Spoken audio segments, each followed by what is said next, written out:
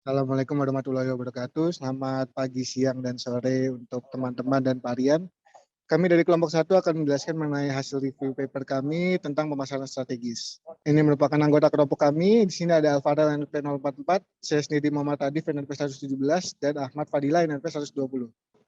Ini merupakan jurnal yang kami pilih berjudul Marketing Decision Making in the Forest Biomass Market, The Case of Austria, Finland, and Slovakia tahun 2018.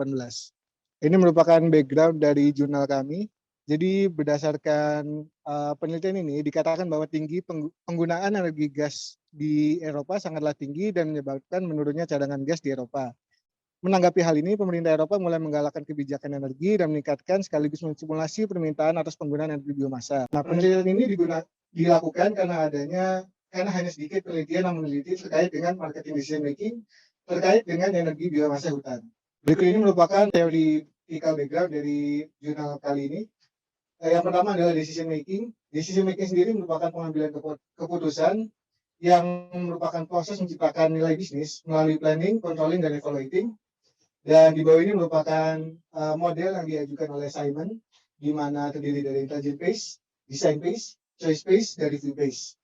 Kemudian berikut ini merupakan marketing decision making, di mana terdiri dari framework dari marketing decision making itu sendiri, yang di mana terdiri dari market research, 7P, 7C design, choice, dan implementation and control.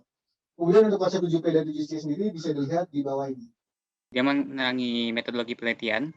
Ya, jadi pendekatan pada studi ini menggunakan analisis kualitatif dengan pusat penasaran mengenai pasar biomasa hutan, dan studi kasus ini dengan melihat dari 3 negara Uni Eropa yang diteliti, yakni Austria, Finlandia, dan juga Slovakia. Dan ini mengapa 3 negara ini dipilih? Karena Austria sendiri merupakan negara di Uni Eropa dengan menggunakan sepi hutan dengan produksi energi 30%. Finlandia juga melakukan penggunaan bahan bakar berbasis kayu untuk produksi energi dengan pangsa 2% dari total konsumsi energi primer nasionalnya. Dan terakhir Slovakia, ini menggunakan hampir 20% pangsa konsumsi energi dari sumber terbarukan, yakni salah satunya sapi hutan. Dan ini merupakan grafik yang dilihat dari peneliti jurnal ini yang didasari dari tahun 2004 sampai 2013, dan ditemukan bahwa produksi dan harga dari biomasa hutan ini sangat berpotensi besar karena memperlihatkan grafik yang terus meningkat dari tahun ke tahun. Dan ini Australia Biomass, terkait ini Australia Biomass ini memenuhi 60% dari hutan energi domestiknya dan mempunyai planning, yakni perkiraan dari adanya energi ini meningkat menjadi 137 PJ pada tahun 2020. Kemudian mengenai Finlandia Biomass, ini targetnya Finlandia ini melakukan bagian tes pada konsumsi energi final bruto tahun 2020 adalah 30%, dan ini mempunyai potensi biomasa hutan yang besar, yang sekitar 1,8 PJ per tahunnya.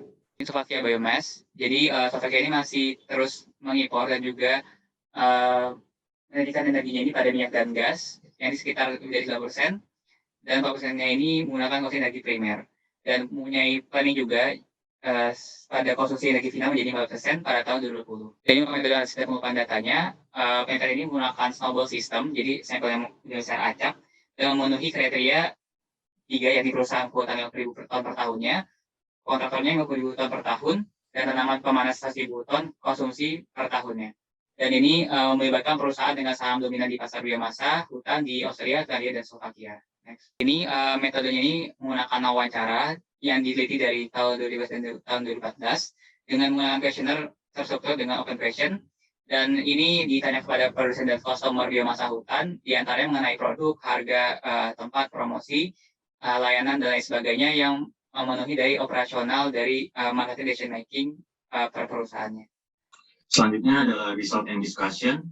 Ya, pertama adalah pada Austrian Forest Biomass Market digunakan marketing decision framework, dan hasilnya pada market research phase perusahaan kehutanan dan kontraktor mengumpulkan informasi tentang sumber biomasa hutan, analisis kompetitor, dan preferensi konsumen. Lalu pabrik pemanas menganalisis kualitas, harga, dan jaminan pengiriman serpihan hutan.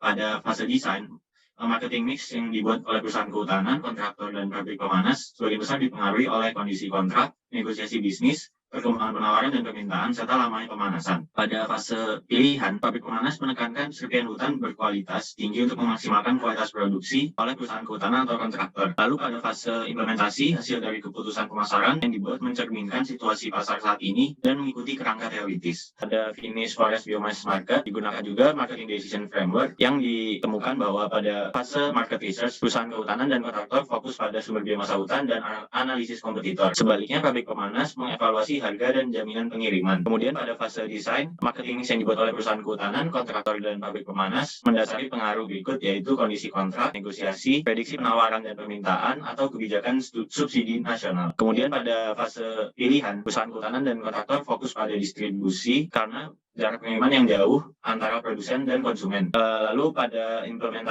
fase implementasi, keputusan yang dibuat menggambarkan kondisi pasar dan mewakili penggunaan marketing tools yang digambarkan melalui kerangka teoritis. Kemudian pada Slovakian Forest Biomass Market digunakan juga Marketing Decision Framework dan ditemukan pada fase market research, perusahaan fokus terhadap sumber biomasa hutan, analisis kompetitor, harga dan kualitas serpihan hutan. Pabrik pemanas mengevaluasi kontinuitas pengiriman serpihan hutan. Pada fase desain, kondisi kontrak, transaksi bisnis, penilaian penawaran dan permintaan, serta lamanya musim pemanasan mempengaruhi seluruh perusahaan yang dipilih. Kemudian pada fase pilihan, pabrik pemanas sebagian besar berfokus pada biaya karena efektivitas produksi. Kemudian pada fase implementasi, situasi pasar mencerminkan keputusan yang dipilih.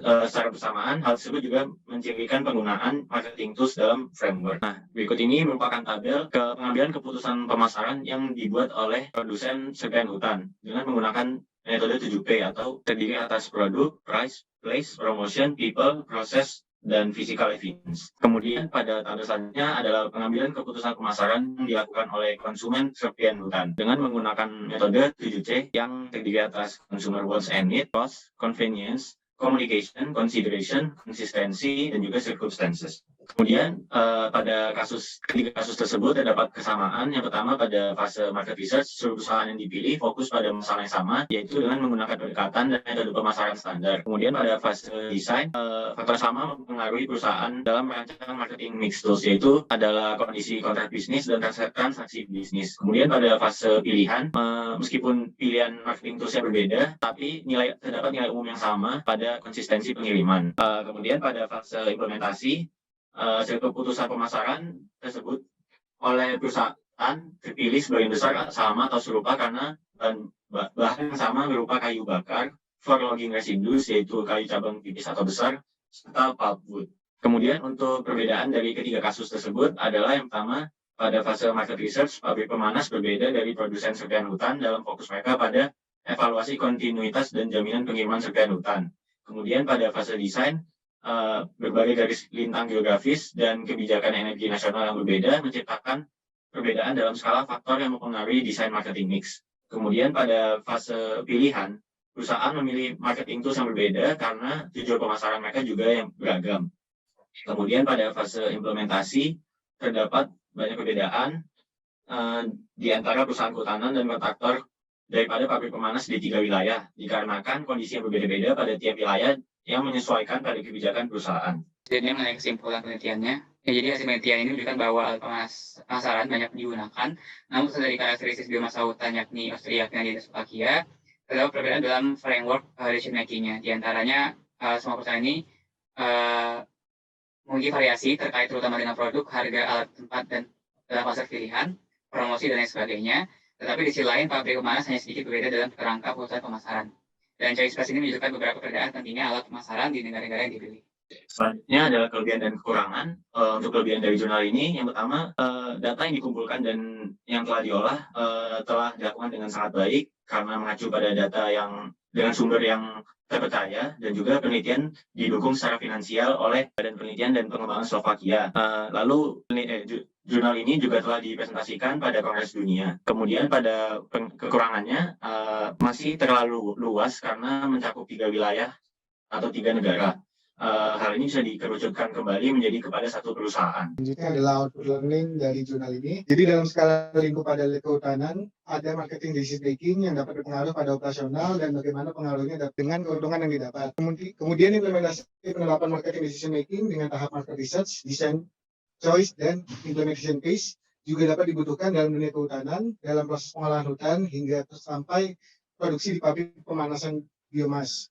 Kemudian adanya penelitian ini bisa menjadi salah satu referensi yang dapat dijadikan penelitian lebih lanjut di Indonesia, karena data yang diambil dari Dewan Pengurus Masyarakat Energi Biomasa Indonesia pada Februari 2022, bahwa Indonesia memiliki potensi yang sangat besar dan dapat serta berperan jauh lebih besar dalam mempercepat tercapainya net zero emission negara. Sekian presentasi dari kami. Assalamualaikum warahmatullahi wabarakatuh.